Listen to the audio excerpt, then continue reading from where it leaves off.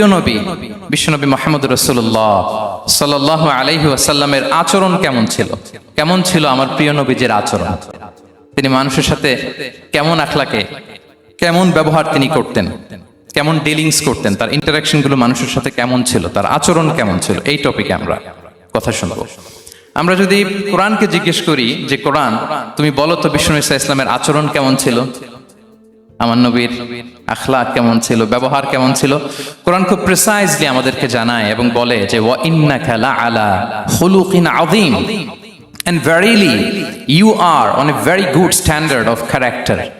এর অর্থ হচ্ছে নবী হে, নিশ্চয়ই আপনি নৈতিক চরিত্রের সর্বোচ্চ মানের উপর প্রতিষ্ঠিত। সুবহানাল্লাহ।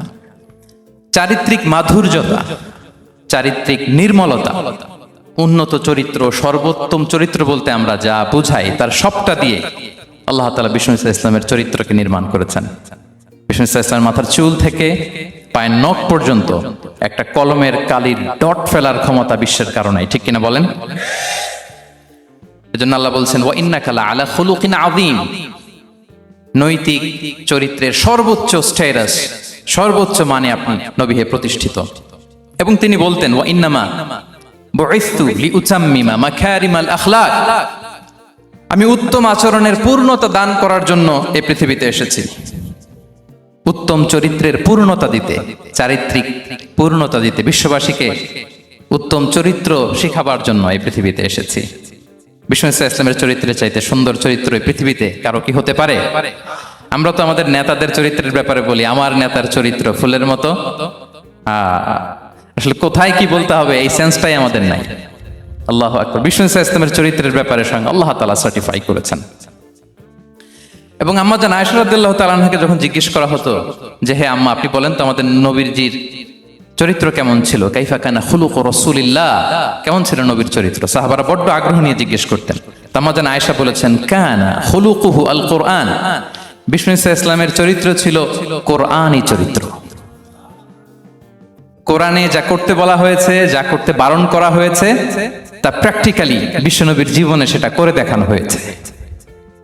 এবং তিনি বলতেন ইনদামা রাসূলুল্লাহ সাল্লাল্লাহু আলাইহি ওয়াসাল্লাম ইয়ামশি আলাল আরদ কাআন্নাল কুরআন ইয়ামশি আলাইহি, বিষ্ণু ইসলাম যখন রাস্তা দিয়ে হেঁটে যেতেন as if a living Quran is walking on the street, মনে হতো একটা জীবন্ত কোরআন রাস্তা দিয়ে হেঁটে যাচ্ছে। এত সুন্দর ছিল বিষ্ণু ইসলামের চরিত্র।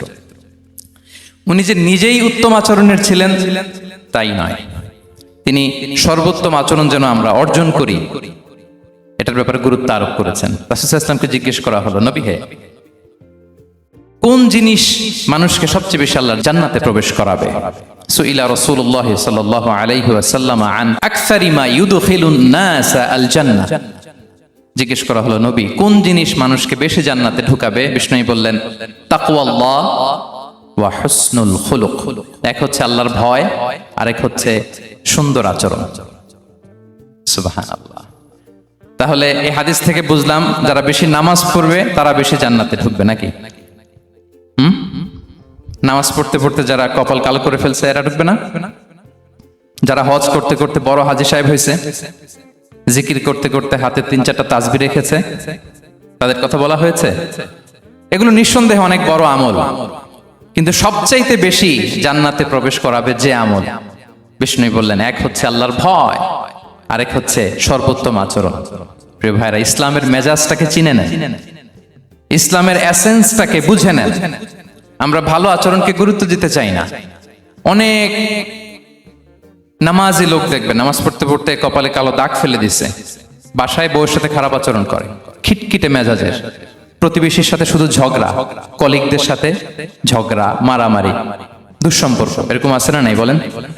আছে না? কিন্তু নামাজি, অনেক বড় হাজি, একদিনও কোরআন তেলাওয়াত মিস হয় না, তো এত ইবাদত করেও সে ইসলামের আসল এসেন্সটাকে ধরতে পারে নাই। বিষ্ণু বললেন সবচেয়ে বেশি জান্নাতে প্রবেশ করাবে যে দুটি আমল, একটি হচ্ছে তাকওয়াল্লাহ, আল্লাহর ভয়, আরেকটি হচ্ছে উত্তম আচরণ, সর্বোত্তম আচরণ। তো আমরা যেন উত্তম আচরণের অধিকারী হই, আমার স্ত্রীর সাথে যেন ভালো আচরণ করি, প্রতিবেশীর সাথে যেন ভালো আচরণ করি, ছেলে মেয়েদের সাথে যেন আমাদের অ্যাটিটিউডটা ভালো থাকে, আচরণটা ভালো থাকে, কলিগের সাথে যেন ভালো থাকে, বিশ্বনবীর আচরণ যেমন ছিল তেমন আচরণ যেন আমরা গড়ে তুলতে পারি। আওয়াজ করে পড়ুন আমিন। সুনানে আবু দাউদের এক বর্ণনা বিষ্ণু ইসলাম বলেন, খুব চমৎকার একটি হাদিস, মনোযোগ দিয়ে শুনুন। তিনি বলেন, আনা যাঈনুন বিবাইতিন ফি রাবাদিল জান্নাতি লিমান তারাকাল মিরাআ ওয়া ইন কানা মুহিক্কান।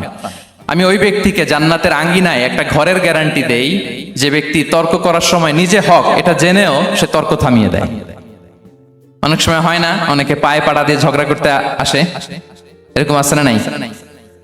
আপনি চুপচাপ দেখবেন একটা বাজে কমেন্টস করতেছে, আবার কমেন্টের নিচে কমেন্ট, আবার গালি, হ্যাঁ আছে না এরকম? বিষ্ণু বলেন, নিজে হক এটা জানার পরেও আর যাতে তর্ক না বাড়ে, যে তর্ক থামিয়ে দেয় জান্নাতের আঙ্গিনায়, তাকে আমি একটা ঘরের গ্যারান্টি দেই।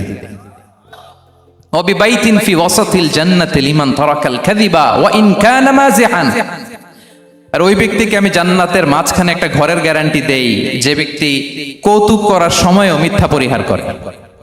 করতেছে কৌতুক, ফান করতেছে আর কি, হি ইজ কিডিং, পান করে, কৌতুক করে, কিন্তু কৌতুকের সময়ও সে মিথ্যা বলে না। এই স্বভাব যাদের, তাদেরকে আমি জান্নাতের মাঝ বরাবর একটা ঘরের গ্যারান্টি দেই।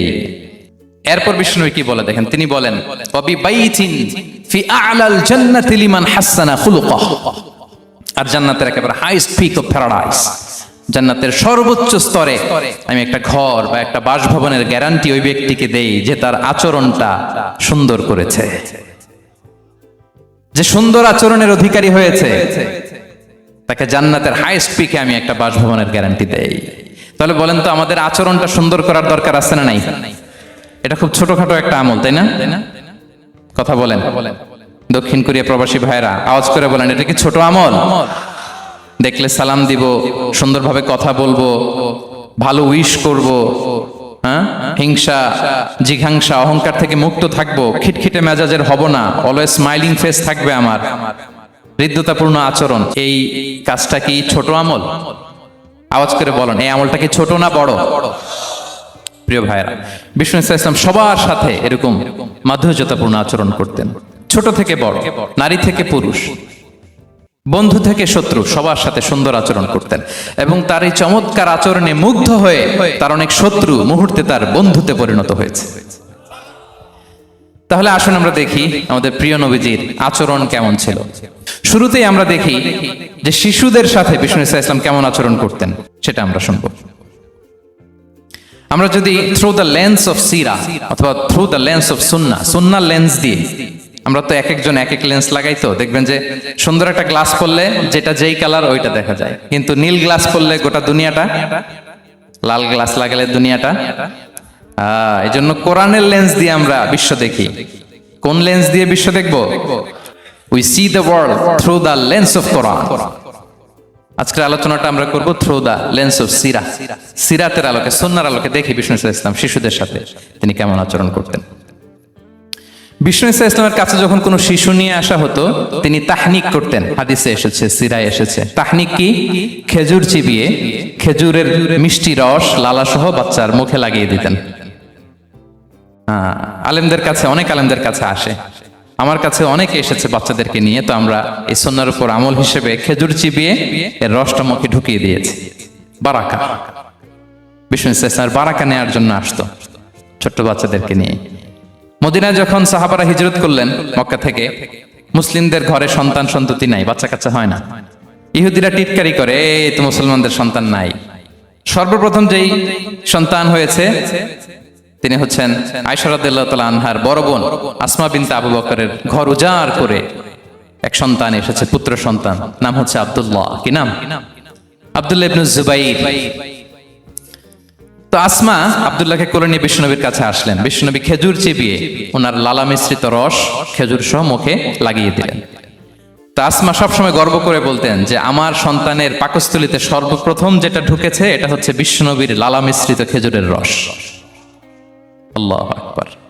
বাচ্চারা আসলে বিষ্ণু তাহনিক করতেন, এবং এটা ল্যাবরেটরিক্যালি প্রুভড, সায়েন্টিফিক্যালি প্রুভড যে বাচ্চার জন্মের পরে এরকম মিষ্টি দিলে, স্পেশালি ডেটস নির্যাস যদি দেয়া হয়, তাহলে এটা তার ইমিউন সিস্টেম বাড়ায়, রোগ প্রতিরোধ ক্ষমতা বাড়ায়, তার ব্লাড সার্কুলেশন বাড়ায়, রক্ত সঞ্চালন বাড়ায়। বিষ্ণুনবী এটা করতেন। অনেক মায়েরা বরকতের জন্য বিষ্ণুনবীর কোলে বাচ্চা দিতেন। অনেক বাচ্চা বিষ্ণুনবীর কোলেই পেশাব করেছে, হাদিস সাক্ষী। ওখান থেকে মাসালা এসেছে, মেয়ে বাচ্চা পেশাব করলে কিভাবে ক্লিন হবে, ছেলে বাচ্চা পেশাব করলে কিভাবে ক্লিন হবে। বিশ্বনবী কোলে নিয়েছেন, পেশাব করে দিছে ভরায়া। আল্লাহু আকবার।